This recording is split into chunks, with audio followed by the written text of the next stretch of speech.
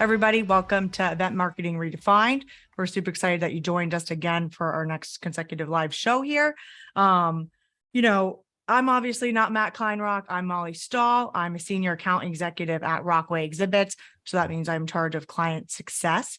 And today, actually, we are talking about great show for you, outdoor event activations and just how to be successful at these outdoor events. It's a super popular topic right now. I get a lot of clients that are asking about it. We are doing it ourselves. And then we actually have two guests today because we love this topic so much. We have Matt Andrews. He is the VP of Sales. And we have Brian Baker, who is the VP and Creative Leader at Highmark TechSystems. And Highmark is a leading supplier and developer of the advanced modular architecture systems.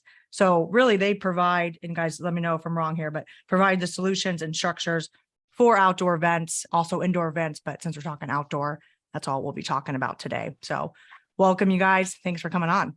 Yeah, thanks for having us. And that's it. So we're a supplier. So you're talking to boots on the ground structure guys. Yeah, awesome. No, when we love working with you guys. Thank you for having us. Yeah, of course. So, bear with me today, guys. I'm not Matt. He is a very, guru in this, but I think we can get through it and have a pretty good show. And I see people coming into the chat and chatting in there. We love questions. Ask us a lot of questions as we kind of go through this. We really do encourage that and want to get to your questions as much as we can and be as interactive as possible. But like I said, it's a hot topic. There's a lot of, people that are really looking about outdoor events, how to get to them and how to execute. So, let's dive right in, guys. Like, what do you think are some popular trends and themes that you guys are currently seeing? Well, I think it's hard to say a trend or a theme, but we'll try to get there. I think let's define what we see out there a little bit. And Brian can talk a little bit more about kind of what we're seeing. But I think when you're outdoor, right, it's four kind of basic categories. There's certainly more, but you certainly see tents, right? The easy up tents, the box tents, the clear spans, and as far up as a structural tent, where it might have some structure inside and out of it. Certainly mobile is a part of it, right? So mobile is either it's a specific box that was built to do a road tour, or it's a customized trailer that's been built out to show up and do its thing. And then there's stick built, right? That's where you're setting up columns and beams and you're building something at the activation, whether that's a pavilion or a double deck or a single story pop-up. I think towers and truss and staging all kind of fit in that world as well. And then certainly custom, right? I was at a thing once where somebody had a 30-foot blender that was sitting in the middle of their activation. It was like for Malibu rum, and I have no idea what they did with it. It was pretty cool. Wait, was this blender working? Giant drinks. That's what it was not working. They actually had a person inside of it and all these balls. It was really cool, but that would be obviously something that would be very custom. So I'd like to make a swimming pool out of that when it's I think defining those things first makes sense, right? As far as what we're seeing goes, we are seeing that people don't just want to set up a tent, even though there's obviously availability or there's reasons to have a tent, whether it's infrastructure or timing or whatever. But I think too, it's about like elevating the event. They're elevating. You can do that. People can go out and do a tent, but it's like taking it to the next level, right? What's going to make you stand out from just your basic, 30-foot. That's exactly right. Yep. And the budgets seem to be back, obviously, to do something a little bit different. Not that everything's expensive. That's not a tent, but you got it, Molly. It's elevating that experience to the next level. No pun intended, or pun intended. Right. Yeah. Matt's talking about the next level because one of our outdoor products that we obviously are is a second level. I think there's a couple of things so Matt defined a little bit about for example, let's define what kind of structures there are. He talked about from all the way from little mobile stuff all the way up to giant stick built buildings. I think there's a couple other things to discuss as well, because there's different sets of trends that are going to be, and again, I don't know everybody's background that are joining us here in the audience today, or who's going to watch this later, but some of these people either work with agencies or brands that are more focused on the consumer.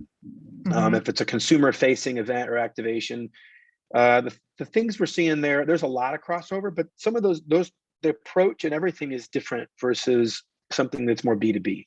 There are a lot of things that are consistent. It's actually a couple of things that you just said, Molly, and I would say to expound on that just a little bit more, this Yeah. idea of trying to take, think about the brand and how to take that experience to the next level versus what's been acceptable in the past, showing up with an inflatable or a tent or an easy up or something like that. And it can be just hang a logo. And I think what I'm seeing in general is a lot of what we saw in, I think every medium that we communicate with an audience, they go through a maturation period, right? Where you look back at radio and TV and the internet, and when people first start using it, they're not as sophisticated. We've been doing structures with indoor, and we've been, experiences from brands to end users, whether that's business to business or to consumer facing. We've been doing that for a long time, and we're getting smarter and smarter. And then you go to outdoor, and when we look at the outdoor experiential world, it's newer when you compare it versus how long trade shows and traditional conferences and meetings have been happening indoors. And so much more to consider. I know we're going to be talking about some of these nuts and bolts and stuff, but there's so much more to consider. So that the way I see it, kind of took over first. We need a structure that we can get up. So it's basic. It's not as the way we're handling branding is. What I'm seeing now is, especially since the return of events, I'm seeing that, brands are more intentional about who their audience, for example, who do they want to be their audience, right? People are actually being more selective about that now, but who they are, how do they want to interact with them? But more importantly, how their audience is interacting with their brand and how are they perceiving it? So what I'm seeing is, more curated, more focused, smaller groups in some cases, not necessarily let's throw something out to as many people as we can get in here. A lot of times they're more VIP, invitation only experiences. But a lot of this, and again, not that this is a sales pitch, but in the world that we're really seeing more than anything else, we see that leading to a pretty incredible demand for more premium solutions. When we first kind of brought some of this stuff out several years ago, trying to convince people, hey, do you really want to put that, one of the world's best brand in a tent? And, we're not having to convince people of that as much anymore. Now they're coming to us saying, hey, I really don't want to put, I don't, and again, we're talking about outdoor structures. This isn't a sales pitch today, but that is something I'm sorry to beat up on tents. But Brian, I love it. Yeah, no, and we are seeing that in general, people wanting to be more, and it's not just with structures, it's the whole experience across the board, every touch point that their audience comes in contact with. Right. Well, Brian, I think I want to hit on your point a little bit more too about how you said about like VIP events. And I love that you talked about brands being super specific to who their audience is, right? Because that ties back to like the very, very start, right? Like you have a giant brand, or just like, you are an exclusive brand, that's how you guys kind of come off, right? You're a little bit more like on the classy upscale side, and like a tent really is great for like, picnic or something. And you, like I said, not hitting on tents, but we're just trying to talk about more elevated events, right? So I love that, you want that elevated experience to use the solutions that you guys also can provide and do. And it has to tie back to the intent and the strategy and all about who the brand is to provide, start there. And then what does this need to look like, right? I mean, you can start with these really big VIP events, but you need to have the theme, the structure, and everything that ties together with it. So I love everything that you just dove into there. And something that you said a little bit ago too, Brian, was that you talked about B2B events and customer or business to customer events too, B2C. So what are some like B2B events, right? Because we work with B2C, but we work with more B2B too. So I know a lot of people are like, okay, it's great. Coca-Cola is everyone is pretty much their end user, right? So we try to narrow it back to like event marketers that are on this call or listening to the podcast here about like, how can they take little nuggets from this, from like big examples like Coca-Cola, or we can go into like some smaller ones that you guys have worked with. Because I know you guys work with a lot of brands and a lot of different agencies, about like, how can they relate if they're B2B, and what are some of like successful events, Matt, Brian, that you guys have seen maybe on the B2B side instead of B2C? I'm going to tee this up for you, Brian. I'm going to let Brian answer the question, but I think, and we're skipping ahead a little bit, some of the lists that you gave us, right? So if we talk about mobile for a second, we've seen some success in B2B with something we call a micro event, right? Where they're using a mobile product to do what we call a micro event. And that's your cue, Brian, to explain what a micro event is. Well, so a micro, if you think about most mass gatherings, and what we've traditionally done, we cast a wide net, and we're trying to bring everybody through a space. And, this is what again, when we talk about these different media as they mature, and these types of activations being, further back in that curve as far as how they mature, it used to be, we want everybody, and we want them all through here, and they're all going to walk away with some little touch, and hopefully it was good, but it was literally about drawing a crowd, not necessarily about how we were going to affect them, how they perceive the brand, anything like that. And when in outdoor, we've seen kind of the same thing. People would show up at festivals and give stuff away, and there was not necessarily a lot of thought to all of the rest of that. How is the brand being perceived? How was this interaction meaningful? So when you look at some of the things that are really great about a mass event, you can talk to a lot of people. I mean, we could give a big list of the virtues of that, and I don't want those ever to go away, and I'm a big believer in those. But there are other things that you can take advantage of in a small event. What the term that we use is a micro event. Right. And so a micro event, it can be structure that you set up, but it might be the kind of thing where you're going to invite different groups in and have individual focused interactions with that audience. And again, this works whether it's a business to business or whether it's consumer facing, but the idea that instead of, hey, there's 200 people in my space and we've got 4 people to try to get to all of them, obviously that'd be a great event if that many people showed up. But there's 20, right, or 15, and we just don't have enough people to have meaningful interactions. And how many times have you been in a trade show or an event, and you're talking to one person and somebody else comes up? They either know you, they're a prospect or whatever, or you can see that you don't know them, but you can see they really want to talk to someone, and you're in the spot. You might excuse yourself for a second and say, hey, I'll be right with you, but it's difficult. Right. And a best case scenario, they stay there. Who it is. Yep. You wrap up your conversation quickly with this person, who knows where else you could have gone with that. And then you have to turn. And that's kind of what happens a lot at more mass gatherings. Again, there's a lot of things that make them, they are the best way to reach out to an audience for any brand, whether it's B2B or B2C. But the other side of this is, if I can either set up a structure and invite groups in, one group at a time or a couple groups at a time, and now we can talk as long as we want. We can see wherever the conversation goes, a true dialogue. Or the other side of a micro event, because there's really 2 kinds. Like I said, one might be, suppose I'm a defense contractor and I go set up something in a small hotel ballroom in Washington, DC area. And I've got, a dozen different, potential clients or audiences I can bring in. That's one type. Another type would be, I want to go and visit several different, and this has been kind of happening, the companies that sell tools. A number of years ago, I did design like a mobile truck for a hardware manufacturer that makes like kitchen handles and hinges and lighting. And so they would drive around the distributors in this super ridiculously maxed out Sprinter van that you could have lived in. It was so beautiful. But what they're doing in those situations, that's kind of this mobile tour idea, right? We're going to go out, we're going to see people, we're going to schedule it. That's the only conversation we're having, but it's still an event. And now if we take that and we schedule it, we go on the road, maybe it's 8 places in one city before we leave. Maybe it's 1 or 2, maybe it's all over the country, maybe it's in a region. But so the ability to bring an environment and a brand experience, even more importantly, to an audience, or even sometimes bring them in a curated small basis, that's more of a micro event. The other thing I love about micro events is you're not tied to, I guess we're just talking about micro events now, but which is fine. I think what you're saying though is like B2B specific, tying it kind of back to, like you talk about tools. People are going to the other business that they're selling to, but they're great for consumers too. So for example, in the summertime, there's festivals all over the country, right? And people do these festivals and stuff. But I'm talking about, if you go and you can, suppose you take a mobile tour to each one, and you really do your homework and plan ahead. And but again, you're providing it.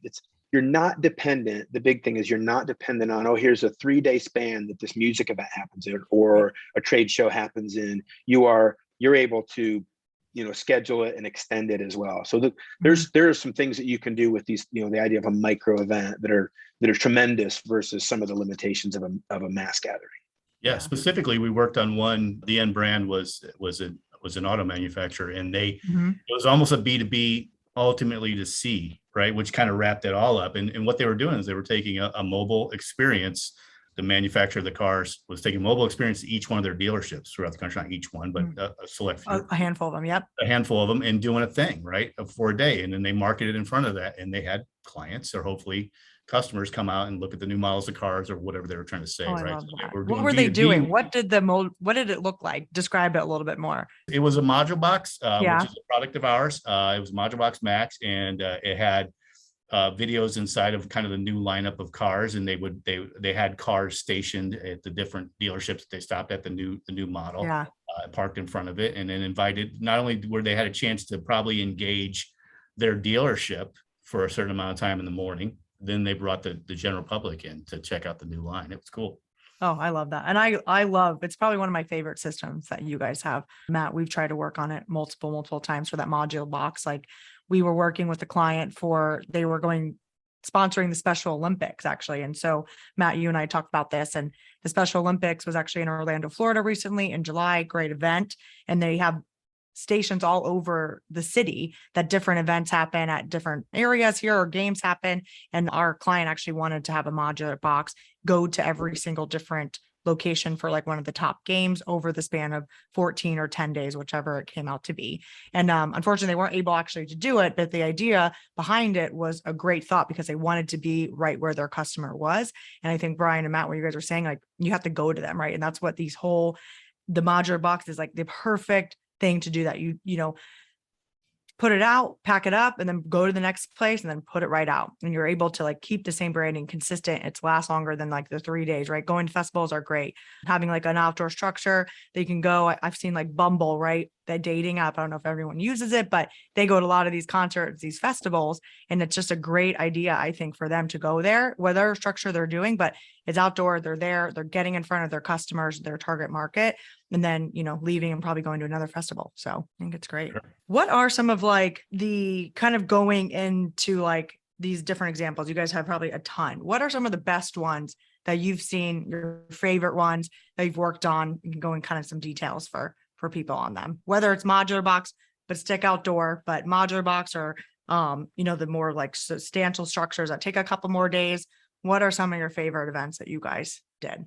Yeah, and you're asking about our products on this? Yeah, one? Correct. Yeah, like what event, what brand? I know that you guys have worked with like, Volvo, Cortiva. I've seen a bunch of stuff on your websites, for example. So, talk me through some of those. And those are the end brands, right? So not to get too down in the weeds of how we do business, but we are a supplier to the industry. So we're working with the Rockway Exhibits of the world. That's who we're working with, or the agency. But yeah, I mean, we've been all over the place. I mean, we recently did one I thought was taxing, and it was hard to do, but it was really rewarding. Was Something in the Water Music Fest in downtown Washington, D.C., right? So they closed Independence Avenue between 6th or 7th and 4th Street. So multiple blocks. I mean, it was right downtown D.C. Right in front of the Smithsonian, yeah. Yeah, and we built two, what were they, 48 by 16 double decks with lower pavilions underneath them and on top of them. And it was cool the way they were sold, because the production company sold them as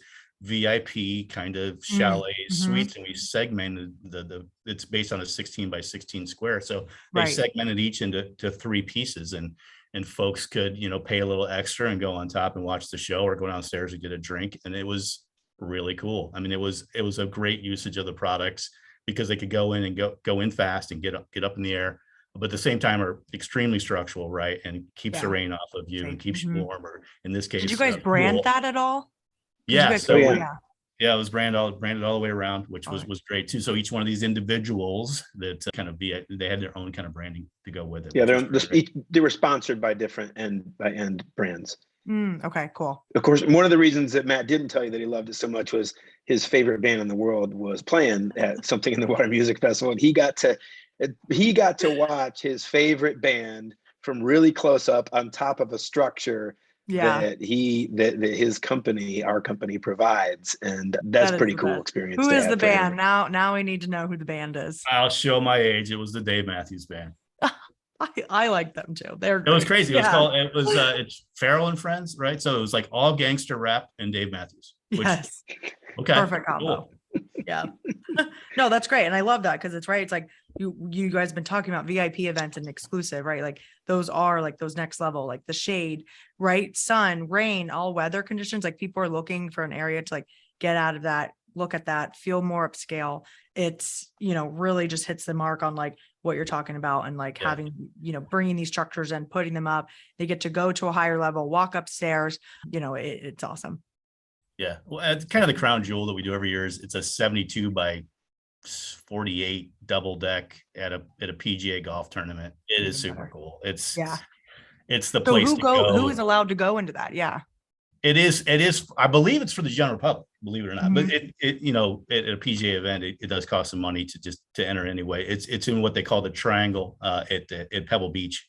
And at the triangle is it's 3 golf holes. It's 6, 7, and 8. So it creates a triangle. And inside that triangle, there are several brands that set up structures to view the golf tournament, have a drink, different activations going on inside the structures. So that's a really cool one. It takes like a week to build. So those are like the high end ones, right? Yeah, right. But the quick hitters are also as rewarding, right? So I did a module box one time, which again is the mobile product that can go in and out really quick, right? Almost zero labor. And they were cutting hair, which I thought was kind of cool, right? It was just a couple festivals and people were just getting haircuts outside of what was going on. So that was a neat. Smart. Getting right in front of their customer, probably like whoever the end brand was, or just getting right there, right? I'll jump in on this too. And Matt, just by nature of, he's our VP of sales, but he's incredibly hands-on. You go to these things and Matt's always got tools in his hand and he's sweating along with the rest of the guys, and he's on site for a ton of these. And so he definitely gets to see more of them firsthand than any of us do. I would say one of certainly the ones that Matt mentioned they're some of the coolest projects we've worked on. One of my favorites, without naming names, is we talked to go back talking about some of the premium solutions that we tend to focus on. Yeah. The less expensive, more commodity solutions are well covered out there in as far as what's available. So, but you mentioned Module Box. What I thought was really cool about this was a brand that was that's working very hard to up the perception with consumers on their overall quality. Mm-hmm. And when they saw Module Box at Experiential Marketing Summit a few years ago, what he realized was that their director of marketing, he realized that the fit and finish on this was so nice that that all of these touch points, right? Whether it's the way the branding is done, the digital stuff, certainly our staff, and the staff that we have that's interacting. Yeah. And when I say we, I mean as event producers.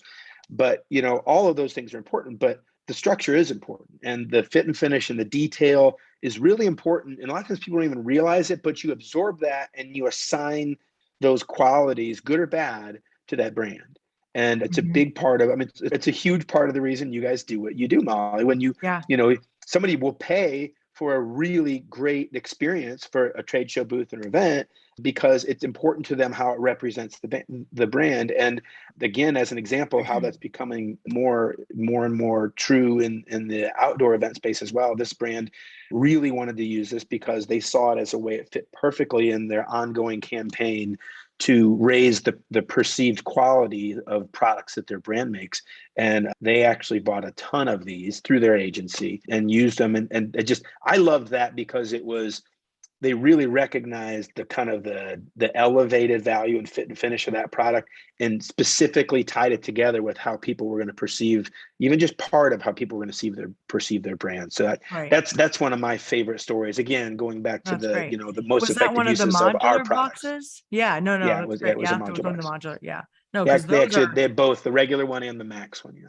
Yeah, no, and those are great. Like you said, you can do And really anything. I feel like I saw like people like selling like soccer balls, right? Like if you go to Major League Soccer teams, like, right, like they can have those modular boxes popped out and they can go out to, traveling to the away games, right? They can have that pop out their store. People can come in and buy it. Matt, you mentioned like haircuts, having that come in there. Brian, I Pop-up love restaurants, all pop-up kinds of cool stuff, restaurants. yeah. Yep. Showing the tools. I love that example of like, you have to really think about what your brand is and then maybe put on a little event, right? And outside, it's not one of your biggest, clients. You guys pull up, you pop it out, open it really quick, have an event, invite people there, small, intimate gathering. I'm just trying to, tie it back to like how, a little bit more tips for people to take away from and how can they relate their brand to using this. And that for me, it's one of my favorite products and ideas that you guys have and that people can do is like this modular box, and showing tools and, if they are a bath company, right. And they need, like,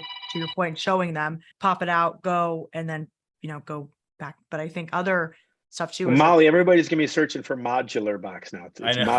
module box. There we go. There, Well, that, and thank you for the correction. MODULBOX. I feel like we Yes. spent so much time on it. I mean, and again, I'm at the risk of sounding salesy, right? So that the stiff built stuff is really, I would say, more than 60% of what we do. And that's the large double decks and pop-ups. Not us, but I saw one recently, which I thought was just a brilliant idea. It was a single story, but it was a structure built on a golf course. You can tell I played golf.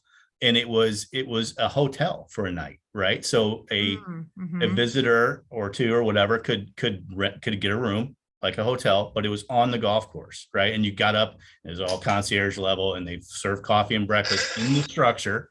And you could watch the guys hit off a number one, right? So that was the activation, was staying the night on the golf course in a temporary hotel, which was super cool. Yeah, Matt Kleinrock would be eating that up right now. He would be going, and you all would in pay about whatever if they told you. We have to look into us, that right? for him. That's for sure. Like, I mean, it was like, where do we think of that? Yeah. No, that's great. There was one that I saw, right? I kind of talked about it, heard on earlier. Like there was a Volvo event that you guys have on your website. I know it's, you worked through the agency that worked with that. Do you guys know more about that event? Because it was kind of cool. It looked like it was like a private event. They had one like the Volvo semi trucks out there. They had a couple cars out there. Yeah, it was the ocean race. Okay. Yeah. What's that? So that was a also really cool video of that with a bunch of cool drone shots and everything. Yeah, that was also a mobile event where we had two of the units that showed up, and our client built kind of an arbor structure in between the two, so they kind of joined. But that was the Volvo Ocean Race, so sailboat racing. It was in Narragansett Bay. So here's a little plug for the units. It was super windy, right? It was a sailboat race, and they performed flawlessly. But they went as Volvo trucks, and they were showing off their engines and transmissions and different things like that. So then the modular, they were being used as kind of like a seating, kind of hangout place, kind of get away from like the wind. And product display. Yeah. Product display. Yeah. Yep. I loved it. I thought it was cool. It looked like a very exclusive event on top of a hill. So when you say was it about the sailing, it looked like exactly that. So Matt, where was that again? Narragansett Bay. Yeah, you could, in the video, you could see Matt. It's very windy. It looks extremely cold. He's out there working in shorts. Yeah, that's great. Yeah. No, but I think it ties right into like the most effective usage, right, of outdoor structures and events, and like how you have to probably be so thinking, if you've never done one of these before, thinking about what's going to come up, right? Like we've recently dived into outdoor events more and more, and needing to be there for hours and a couple of days, and you really have to think about every single weight of what you're putting up, what solution's going to withstand the weather that's coming in, no matter what city that you're in. So really trying to find solutions that are going to work and withstand weather and tie your brand and everything together. I think, to look really nice and exclusive. I think those are some key details that I would take away that, people listening, that you have to think about everything. Detail, to the core, right? You're saying that it was so windy. So then the structure, is it going to hold up or is it going to fly away? Like liability after liability, you have to think about those and really do your research about what's going to work, really be talking to your agency about what's some good solutions, what are not. You want a more premium event, it does come up with a premium price tag. So. Yeah. And that's it, right? So when you're doing, tough thing about outdoors, it's outdoor, right? That's a profound thing to say, but it's plan. You got to work with your agency. If you have an idea and you want to do this, that's fine. But you've got to go out there and see it. I mean, it's got to be built into the budget that you you actually have a site survey with hopefully the association or the producer that's going where it's going, and just know everything about it, right? Especially because you're bringing in a product, whether it's a tent or a mobile product or a stick built product or a 30-foot blender, right? You got to get it in a door. You have to figure out the infrastructure that you're dealing with. Is there a curb in the way? Like if I had that, there's a curb there. What are we going to do? Well, we got to build a ramp. Yeah. How do you get around Just it? to get this freight up off the curb, right? So it's just, if like, where are the bathrooms? No, I always say this to Brian, you got to run what you brung, right? So if you didn't bring it, you probably don't have it.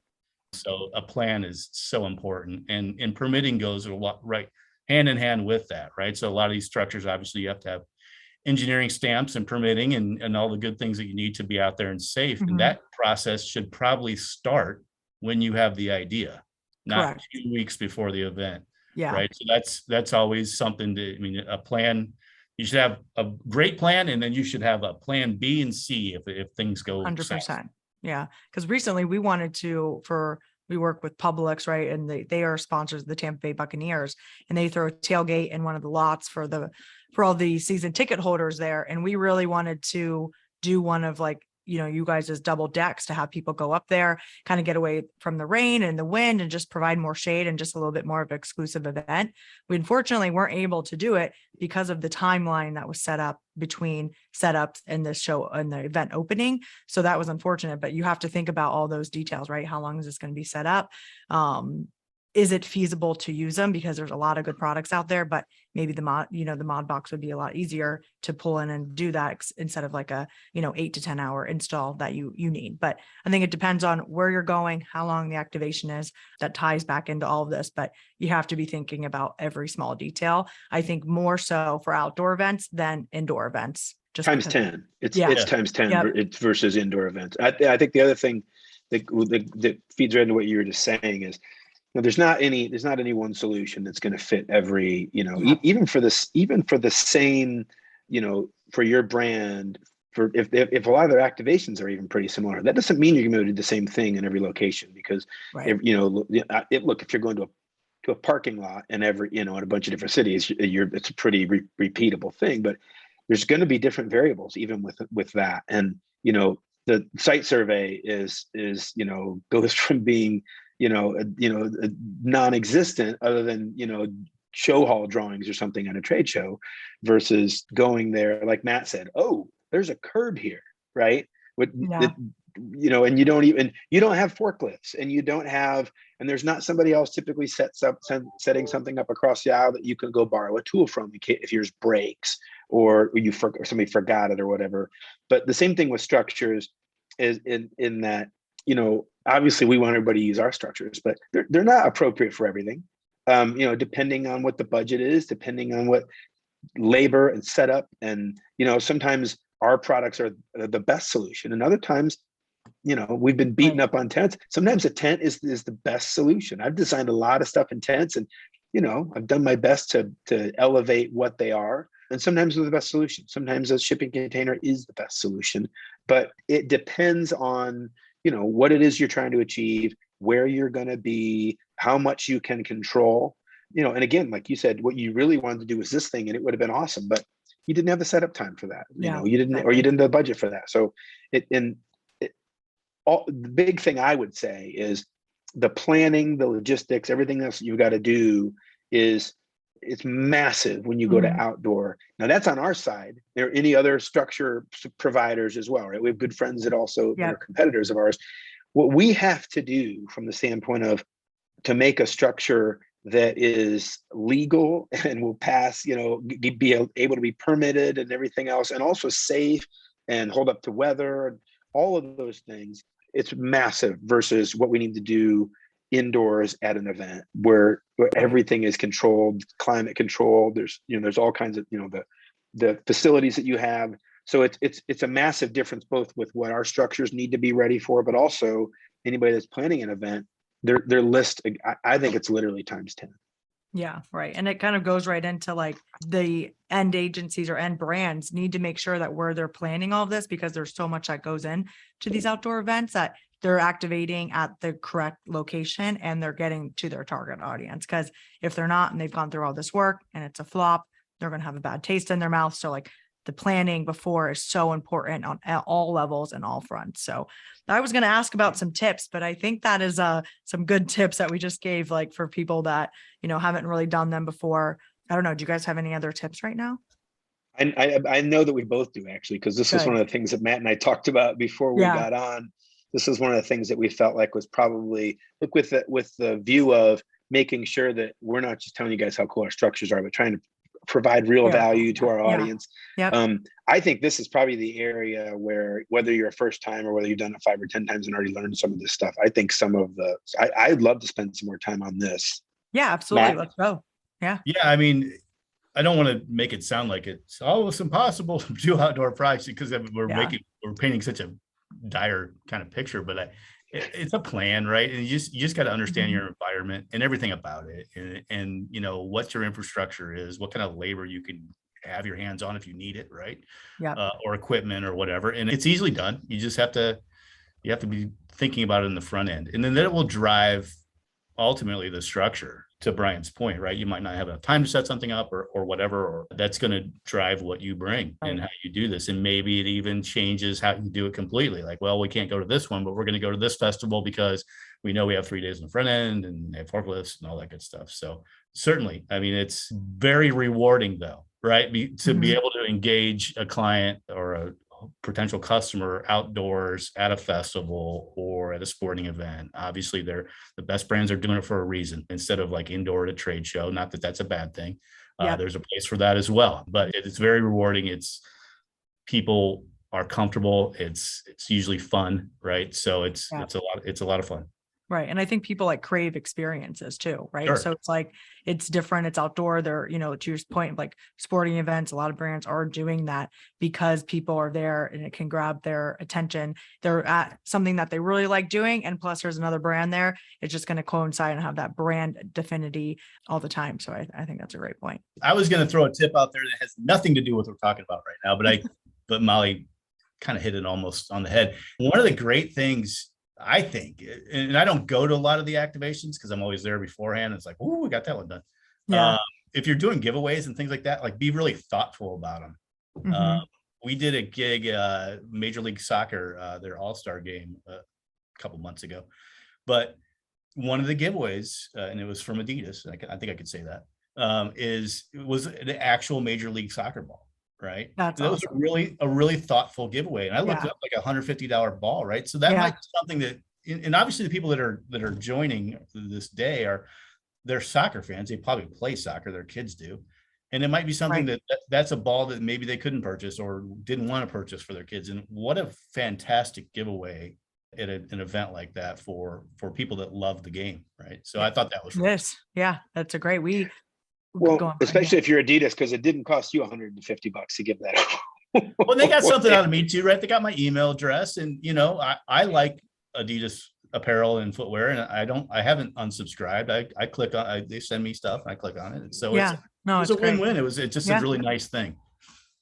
So I think some of the stuff that I would throw in here is there's 2 things that actually the last 2 comments that you made, Molly, both triggered thoughts that I think are really, really good. So now, Molly, I don't know you that well, but I'm guessing you look very youthful and beautiful. I'm guessing you fit in with the millennial generation. So, obviously those of us that are, consuming marketing intelligence and, and looking at this and trying to understand different audiences, we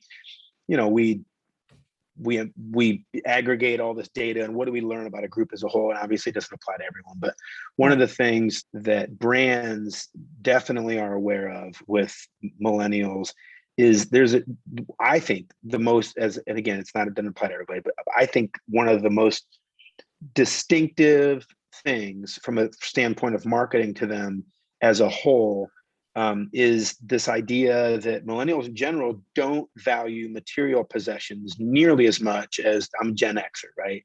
Or, generations before me, they value experiences much more highly than material possessions. So it's a reason you see the rise in really expensive, activities and trips and music festivals. And if you think about connecting with an audience, and again, it's a very big audience now that's making a lot of money when we talk about millennials, that's something that I've seen. I know is marketing data that people have, but it's also something I see all the time anecdotally. And, I have a couple daughters that are on the young end of millennial. They don't care about a big TV at all. I mean, they'll watch it on a tiny little screen and get the same enjoyment out of it. But to them, it's about the experience. And this goes directly into what we're talking about. When you're talking about the experience with a brand, all the things that affect that. And again, one of the other things is we know that with millennials in general, I think this is the case with most generations, but I think it's even more pronounced with millennials and Gen Z. And that is whatever your particular moral code or beliefs are, you want to align with brands that ideally are the same and reflect that. But at a minimum, you don't want to align with somebody that is, that you don't agree with the way they do business. And so I think that these face-to-face interactions, these events, especially outdoor events, because when we're talking about trade shows and things like that, you're talking about all these other media, whether it's online, whether it's television or radio. I mean, not many people really listen to radio anymore. I listen to a lot of satellite radio, and there are commercials there, I guess. But this is the most effective way, and a lot of times, really the only way. We tend to tune out interruption, right? If there's a pop-up ad or whatever, okay, fine, I'm gonna take a sip of coffee until it's over. I'm not even watching it because it's disruptive. But when you talk about bringing a brand to something, and you're bringing something that's thoughtful, and especially if it's aligning with their beliefs, values, you can't really do that anywhere else. And specifically when we're talking about why would you go to all this trouble, because outdoor events are difficult. And then second part of this, why would you elevate what we are doing? Why would you be more careful about how your brand is presented and the structural solutions that are in, or the giveaways that you're doing? Is because this is the most precious interaction you can have with a potential customer or client, this face-to-face interaction. And these outdoor events that we're talking about, where we're taking something to an audience that we're typically not going to experience in any other way. So, and then the thing you said before that was talking about some of the tips for first timers. Yeah. I think, some people may roll my eyes because I always go back and I always say this. I've been saying this for a long time, but it still holds true.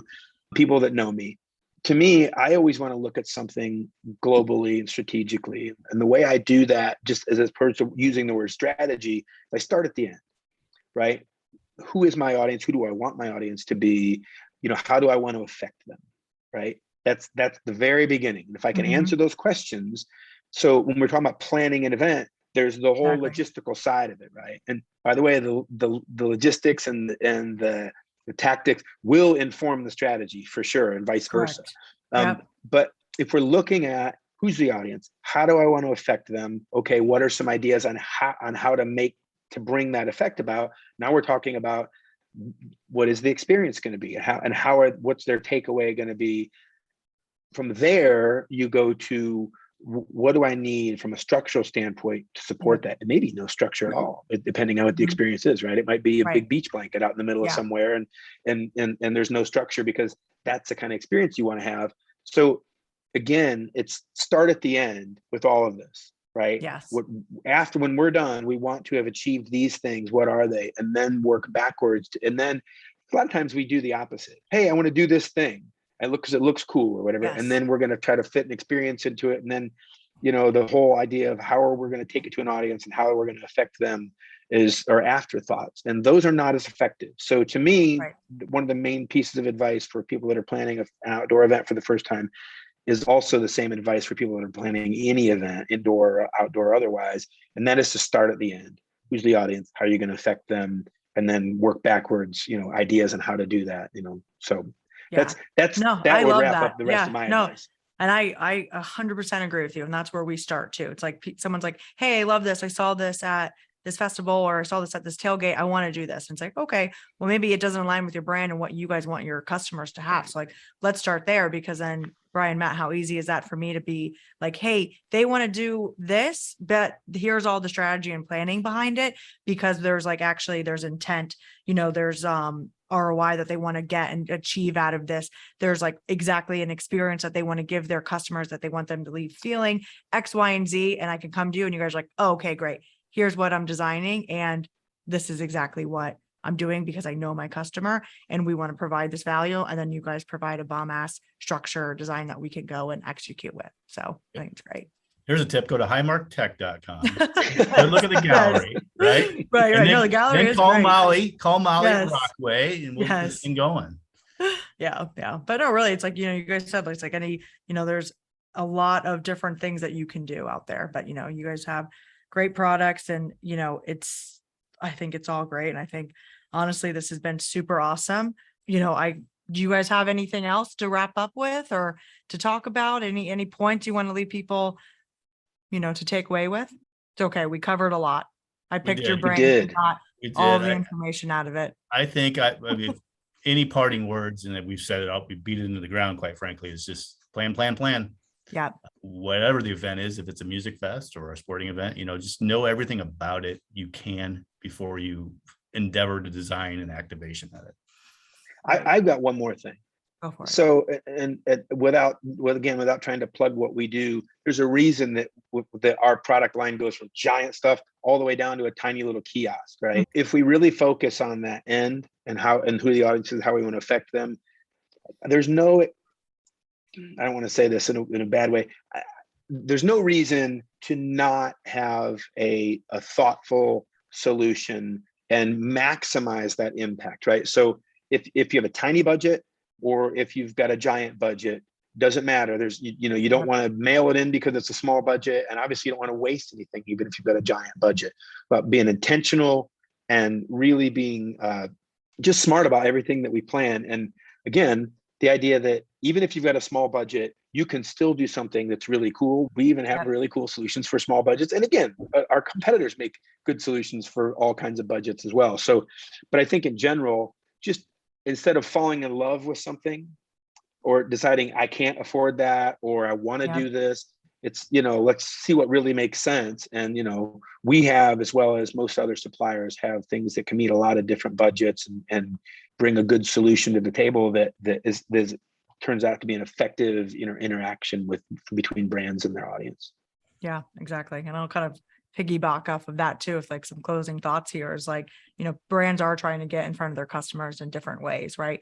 Like Matt, you said earlier, like outside of your traditional trade show. So it's how do you do that, right? Anyone listening, if you're a brand, whoever your agency is that you're using, right? Like brainstorm with them. Like you are like experts, that's why you have agencies who have suppliers, like Highmark, that is what we're here for the logistics, the planning, but think about it on your own, think about it, and then come in for like a strategy session with your agencies and really, think about how you can do these outdoor events, to Brian's point, at any scale, any budget, really, there is something for everybody to do these. And a lot of people are doing them. It's super popular. And I think it was an awesome topic to kind of kick off and end 2022 and to 2023. And, I hope everyone got a lot of value out of this. I had a blast with you guys. You guys are wealth of knowledge. I super appreciate you guys jumping on with me on this. And, Matt Kleinrock will be back. Kind of gets confusing with the two Matts, but Matt Kleinrock will be back at Event Marketing Redefined in 2 weeks. Matt Andrews and Brian, thank you so much for jumping on here. We hope everyone got a lot of value out of this, and you can listen to this on Spotify or Apple. And then there's also going to be a link to that you can listen to, check us out for a lot of other content. And thanks everybody. It was great. Thanks, you, guys. Molly. Thanks for having us.